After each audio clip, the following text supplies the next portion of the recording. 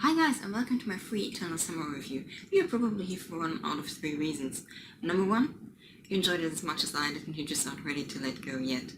Actually, you feel more like curling up in a ball and hiding away from the world until cute animation announces at least a movie.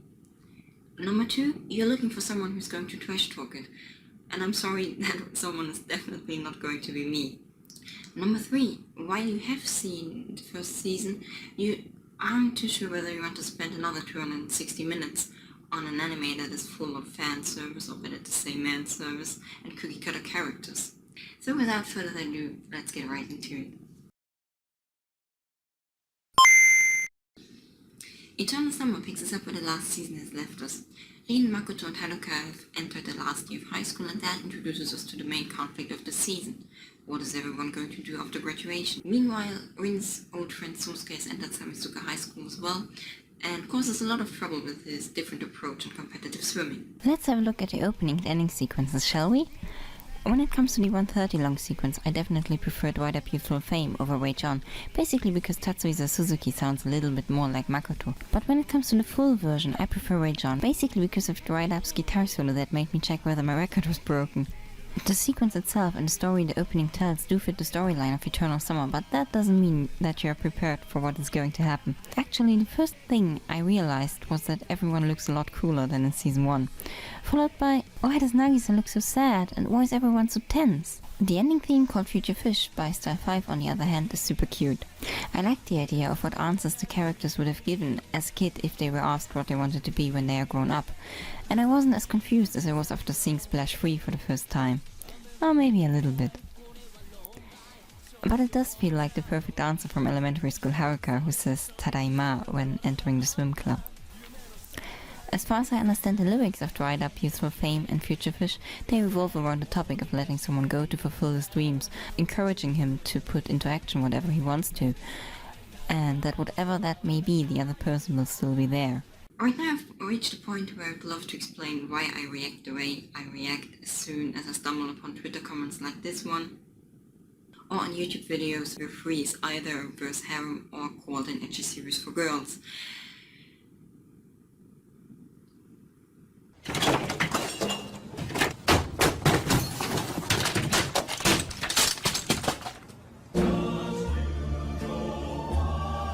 Don't get me wrong, I understand where that comes from because I felt the same. Fanservice is something that usually doesn't bother me too much as long as it comes with a solid story. Free completely got me on the wrong foot. What I expected was a sports anime about swimming. I like swimming, I have been swimming at school myself. What I got was... biased as I was from the shitstorm that was raging online, and the fact that I had to turn on my adult filter when searching for information and especially images, I dropped it after seeing episode 4. That I was in an unstable emotional state after just having finished Full Metal Alchemist Brotherhood might also have added to my reaction. I couldn't let it go. I can watch High School of the Dead and only roll my eyes at it, but a bunch of stud teens scare me away. Oh, bloody hell. So I gave it another shot, now prepared for what I was going to see. To my surprise, it came around after episode 5. We finally set up our club, we get a little bit more information about the main characters, who granted are still textbook material, but it stopped being dumb. After 12 episodes, it got me so engaged that it became the feel-good story I watch every time I feel down. With all that in mind, I had no expectations at all at Eternal Summer, other than just do what you did before and don't become a boys' love show. And man, it got me by surprise. It is so full of lovely details and Easter eggs that I probably have to watch it at least one more time to find them all. もういつまで水風呂入ってるつもり？ほら行くよ。まこちゃん。Episode 1 mainly was a reprise of the entire first season. We got Makoto and the cat that is now grown up, Haruka, who's running late because he's set in the top voyages, the rivalry between Iwatobi and Samizuka, and goddamn those bloody goggles. The Iwatobi boys still have the problem of finding new club members and try, let's say, more creative ways than last year. We have references that go back to their childhood displayed with so much heart before we get introduced to the main conflict of the entire season in a serious way. What are we going to do with our lives after we graduated, and what's going to happen to the friendships we shared in school? This is something we all have to figure out sooner or later, whether we want to or not. And for some of us, this is not going to be easy. No one is just a stereotypical character, a legendary formula dictated to the studio by a mythical white-bearded man. Every character gets equal screen time to figure out his problems. Nagisa isn't just cheery all the time because we need the hyped-up sidekick, and Nitori does more than hoping that Senpai finally notices him. Sosuke isn't an asshole because every story needs a clear antagonist. What do you do when you have to realize that you've ruined your dreams, and you come across someone who has the ability to reach every goal he sets, but is just so stuck in his head, well, or his tub, that he has no idea how to figure things out? What happens to you when everybody always tells you how amazing you are, while all you want to be is normal? Let's face it, winning competitions so far has cost you nothing but trouble. For every character, it shows a path that fits, but instead of just telling me that Makoto is choosing an educational career path because he's Makoto, it showed me how he got to that decision and made him go his own way. Oh, and by the way, that episode was foul play Kyoto Animation.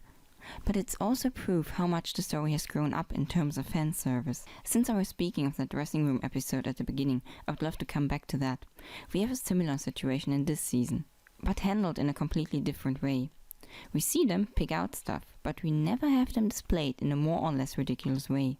In other words, the situation is hilarious because of the interactions between the characters and not because someone forced a laugh out of me, since I didn't know how to handle the displayed situation otherwise.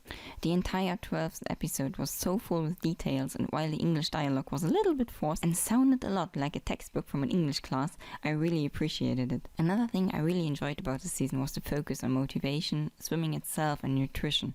The season starts off exciting. Finally, competitions and training get more screen time. And God, I love the protein powder scene with all my heart, and I feel your pain. Still, not everything is happy-go-lucky. I enjoy working out, and since I became a part of a major online fitness community, I came across a point that I consider quite dangerous, especially for young girls, who are a target group of 3 as well. Seeing the topic of a healthy diet tackled while at the same time making clear that it is important to let loose every once in a while and don't feel terrible about it is something that I would love to hear more often in our vegan, vegetarian, lactose and gluten-free dominated world. Sosuke's backstory is another thing that I consider important for everybody who is doing sports, be it competitively or just to feel confident while walking down the street. Yep, that pain you feel in your joint could be gone tomorrow and turn out to be nothing.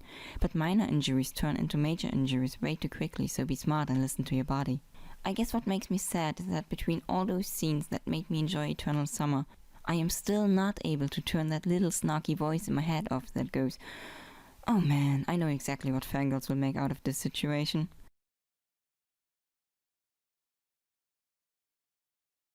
And that one. And that.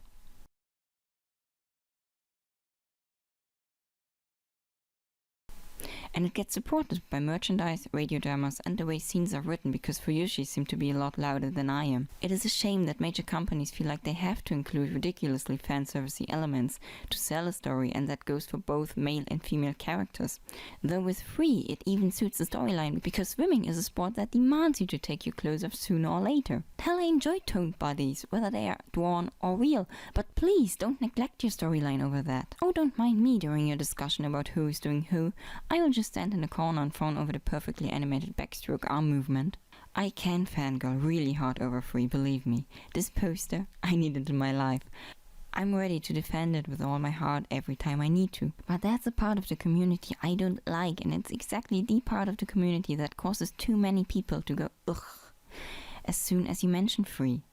It feels redundant to go over this again, because we discussed this already over and over again after episode 12 of season 1 aired.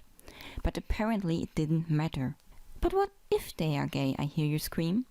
Well, let's have a little thought experiment here.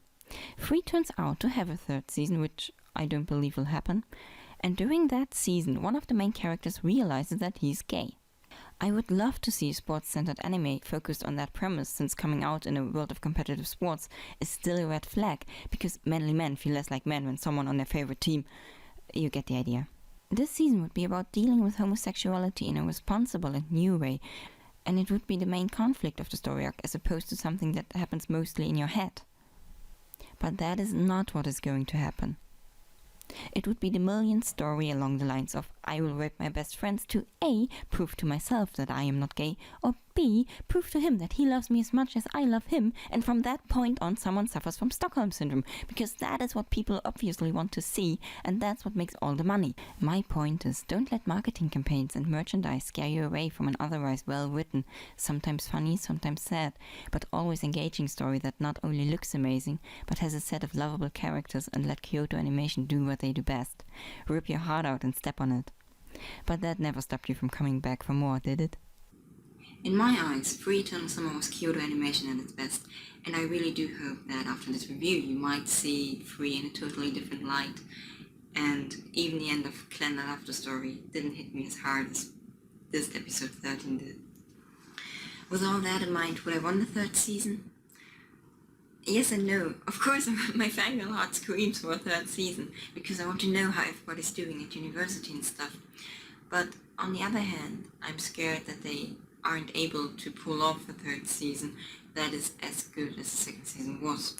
Plus, Kyoto Animation never did a third season anyway, so... My favorite way of continuing the franchise would be a movie, especially with the Olympics in 2016 coming up in Brazil and the Olympics in 2020 in Tokyo, though 2020 is probably a really long shot. And there's no way I'm going to wait until 2019 for my movie.